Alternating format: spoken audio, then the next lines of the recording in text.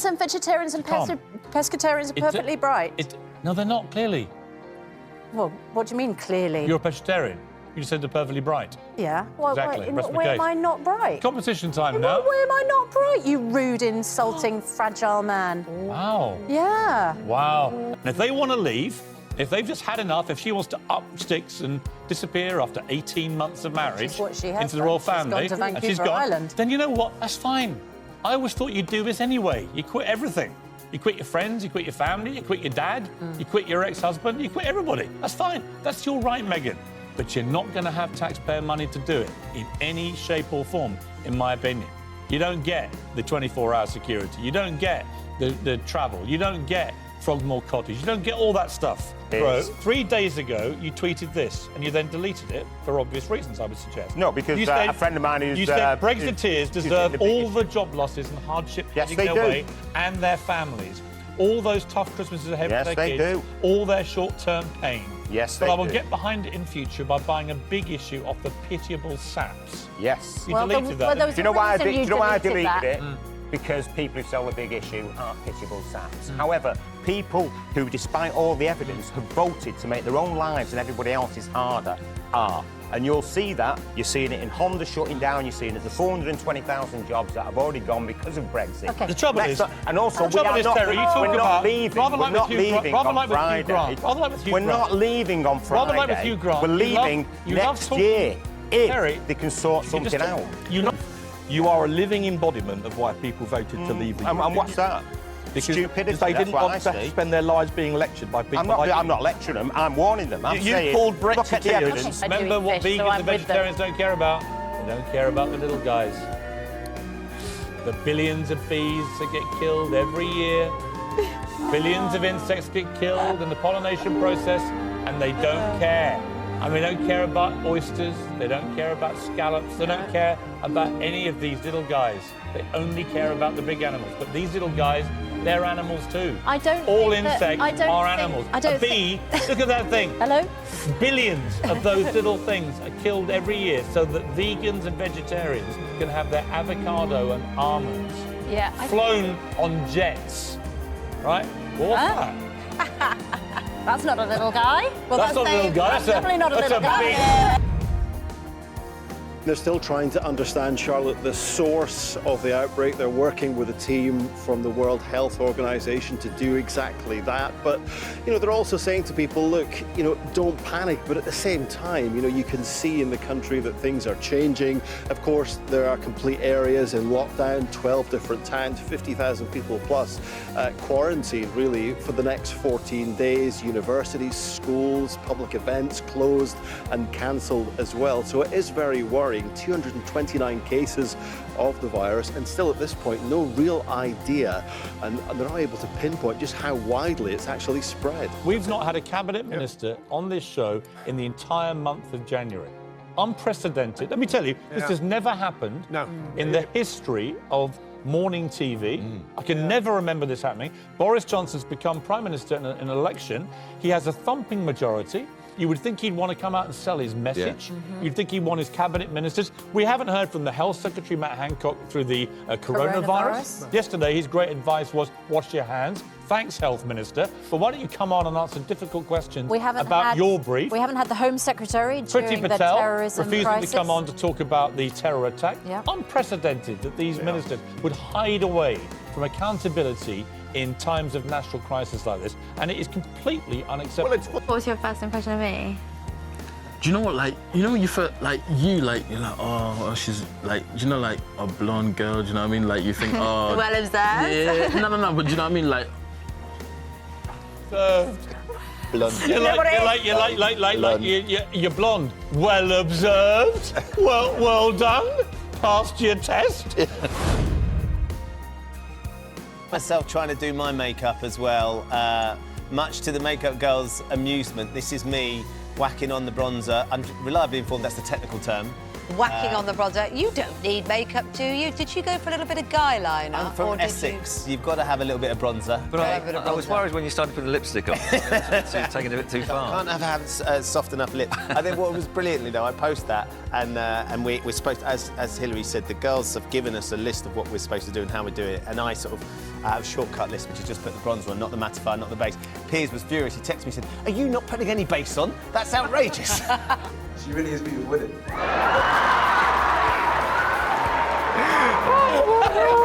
People talk about her star quality, and obviously that had an impact on you, Akia. It did. It did. When you watch that, does it make you laugh? Yeah, it does. I was really embarrassed when I first saw it. Oh, God, they recorded it. I knew they recorded it, but I was like, ooh. But... You know what? It was a wonderful moment. Hey, now, to any health worker, during the future of this crisis, however long it lasts, if any of you get a parking ticket at a hospital where you're working, I will pay it for you. Susanna is not with us. She is self-isolating for the next 14 days. Not because she's sick. She's not sick. But someone in her household is, and we can join her. Let's just get this out of the way and talk to Susanna. You're live, I think, on Skype. You there? Yeah. Good on morning. FaceTime, Piers. Morning. Morning. Susanna, I'm going to say, I've heard of some ways of avoiding working with me, but this is ridiculous. All at once, Kachia and her friends, and the manager of the hostel came to me and said, "Ken, I've got a present for you." I'm going to cry if I keep on, because it was so touching. It was lovely, the most precious thing anyone could ever wish for. And I must say, the staff here are excellent. The whole country has been going through such misery and hardship and loss. You've been like this shining beacon of hope and inspiration, and you've raised all our morale, and you've made us all feel a little bit better. And for that, on behalf of everybody in the country, thank you very much indeed.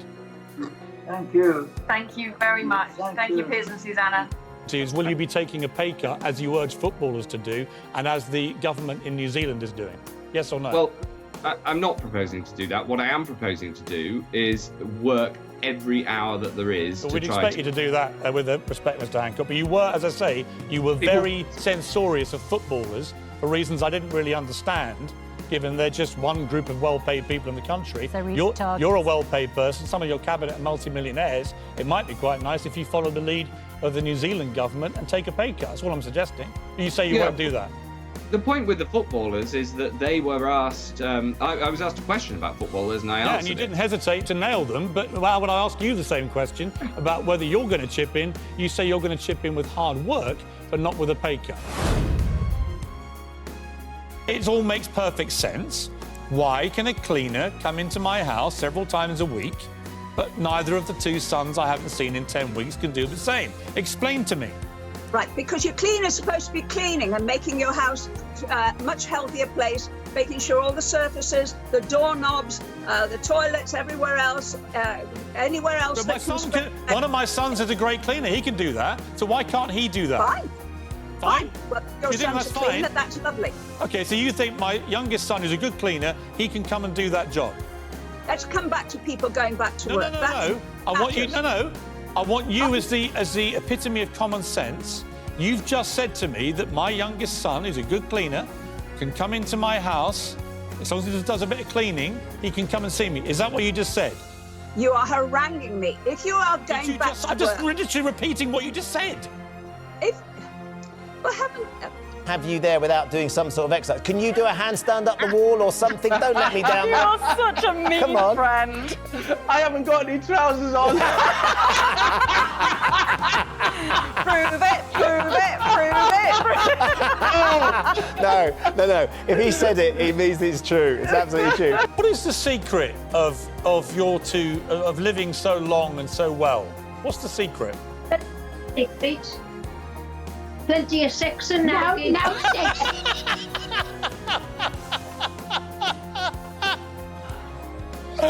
Is that true, Doris? No sex, plenty of goose. We didn't take it seriously enough. People carried on living normally. And then suddenly we had this upsurge in cases. We had many deaths. We've now had over probably about 70,000 excess deaths. And people realised that it was very serious. But already people are talking about getting back to normal. And we haven't really got through the first wave, let alone worrying about the second wave. And so what are you talking about, Health Secretary? What could be a more important bit of data than how many people are being tested? What could possibly be more important? And yet you pretend it's meaningless. Apparently meaningless. How many people are being tested in this country? Doesn't do the ironing is forgiven. I don't even own Ironing's so boring. It's so boring. I can't bear it. I don't have an iron. I don't have an ironing board. Really? Yep. Who irons your clothes? Nobody. There's nobody in my house who irons clothes. You just wash them, hang them out. Really? Yeah. Nobody irons anything? No. Literally don't have an iron. What? No. You don't have an iron? No. Well, on that bombshell, we'll be back in a moment. Incredible. I'm reeling. Let's come back in a moment while I get my head around the fact Susanna Reid doesn't possess an iron. Need a rescue. Come on. I want one of those TV moments. We're all looking for one of those TV moments. We know what we're all hoping for. Come on. Well, I am hoping that doesn't happen. Apparently, the water is 22 degrees. The guy keeps telling me. Oh, here we go. You're turning. You're turning. We're going to see your face. We're going to see your face. Here she is. She's turning around. Oh. Come on. Come on, she's turning. Oh, no, she's going. Is she going to go? She's going to go. She's wobbling. No, she's turning. She's what? No, I'm not, Adam. Shut up. Yeah. Adam, stop it. You can see an uptick in the cases across the country this week. I think the problem is we just had a higher baseline than other areas. So this is a trend that's happening everywhere as the rules have been eased. We're beginning to see greater transmission of the virus in different communities. We're not the first to face restrictions. Obviously, Leicester and Blackburn before us. And actually, we won't be the last. The idea of Eid suddenly waking up on Christmas morning for somebody like me, waking up knowing that Eid's coming this weekend and you can't go and visit your family. You know, it must be horrendous. It's barely 6:30. People will be waking up early on Eid because they'll be doing their prayers, getting their food ready. But lots of prep would have been made last night. Yeah. I mean, it is just to explain to the rest of the nation. It is like waking up on Christmas Day and realising that you cannot go to your families and have Christmas dinner. Got an A and 2 Bs, and I needed 3 A's, to get into the University of Leeds, and that was my 3 predicted grades from my teachers.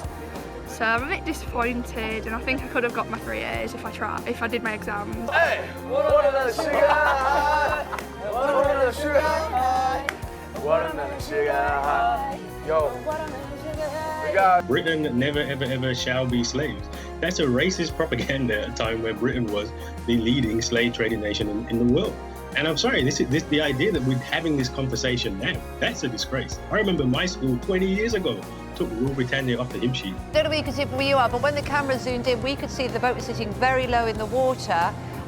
They were all looked quite wet, and in fact somebody on the left-hand side, on the port, was bailing out, anxiously bailing out water. So, you can see that actually, I don't think that boat is meant to hold that many people, is it?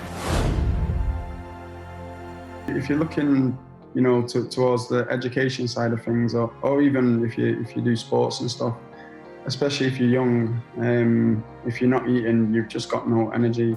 You don't feel comfortable going to school, and most of the time the ones that aren't eating, they just sleep all day at school because they're physically drained, and that's not to mention if they like to do things in sports and stuff like that. You are suggesting the British Prime Minister invented having a virus that may not exist?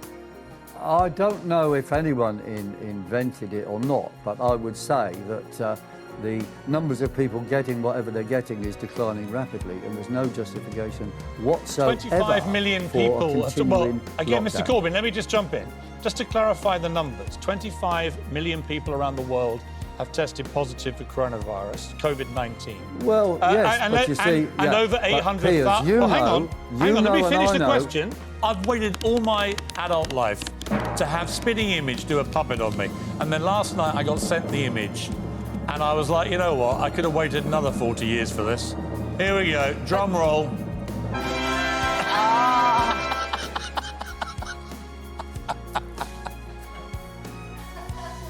As you can see, it bears no relation to me He's whatsoever. pretending to laugh. Whatsoever. Well, yeah, it's a disgrace. The whole government are. The whole But I government agree with you. hang But their should he heads in resign shame. then? I mean, they everything. promised people of Britain. Why should somebody who's been such a disgrace continue I'd his have health got rid of him. I'd have got rid of him tomorrow, Piers. Yeah, so he should resign. I believe that the whole lot of them. Well, we all know that Christmas is going to be much different this year, but there was a glimmer of hope, wasn't there, that we may be able to meet some friends and family, perhaps go out for a meal, go out for a drink. But it seems now that scientists do not want that to happen. We're having these lockdowns, wake-ups, lockdowns. How many of these can we afford? The people who are going to suffer the most are our young ones, and all the unemployed, and all the businesses that are going out of business because of this lockdown. If we take care of all the elderly people, and I mean the government take care of all the elderly people, don't mess about, for God's sake. It's nonsensical cure theories like, bleach and so on. All of it, to me, was woefully irresponsible. No. End this nonsense. He never mentioned bleach, Piers. Do not. Well, he did. I heard him. Do not allow your viewers to believe that. We literally all heard him, Nigel. What are you talking about? Are you seriously telling me that he said bleach? Yes. Do you not remember? You are wrong. Do you not remember? You are wrong. And let me add. Well, you don't remember Donald Trump turning to his coronavirus expert and saying, you can now inject people with this stuff, this bleach. Piers, you're talking, no, I won't use the word, all right? You're talking utter rubbish. Why should we be the ones that have to have our festival saved when we didn't do that for other religious festivals in the last few weeks? It's a good question. We're either all in this together or we're not. Great work, Health Nick Secretary, Dixon. just one last question. I know you're busy. Please, social distancing, please, guys. Excuse me. Health Secretary, just tell us, will you come on Good Morning Britain this week? Where the hell have you all been for the last 201 days? Well, it's very nice to hear your voice again, Piers, Susanna. Well, last week you asked me to, I was on actually, albeit briefly, and you asked me to come back as soon as diaries would allow, and here I am. I love you to bits, but you do not get the opportunity to rewrite history. The Prime Minister was absolutely clear. You've got to remember, we'd spent a year rowing about the withdrawal agreement, having big rows in Parliament within the Conservative Party. The Prime Minister made it clear that every single Conservative candidate at the 2019 general election would subscribe to the withdrawal agreement, and that was the oven-ready deal that he was talking about. So it never involved trade. Just to be clear, when you talked about withdrawing from the European Union, it never crossed any of your minds when the Prime Minister said oven-ready deal that would include a trade arrangement. Nothing. That was completely irrelevant. Just simple words there, reacting it. You're quite emotional by that. Well, it's just, it's been such a tough year for so many people, and there's William Shakespeare putting it so simply for everybody that, we can get on with our lives, and there's still a few months to go. I've still got this worry that we can't blow it now, Piers. We've still got to get the vaccine to millions of people, and so we've got to keep sticking by the rules, but it's just, there's so much work gone into this, and I'm really, it makes you proud to be British. What is your message to people who might be hesitant or reluctant to take the vaccine? Well, I think it'd be foolish of them to be reluctant about it if it means the chance of them behaving normally instead of being worried they might get the horrible bug. I've avoided it so far, and my children were very pleased. And I just had the idea that I'd get on the telephone to guys and see if I can go and be vaccinated. Quite sure why I did, but I thought, let's get on with it.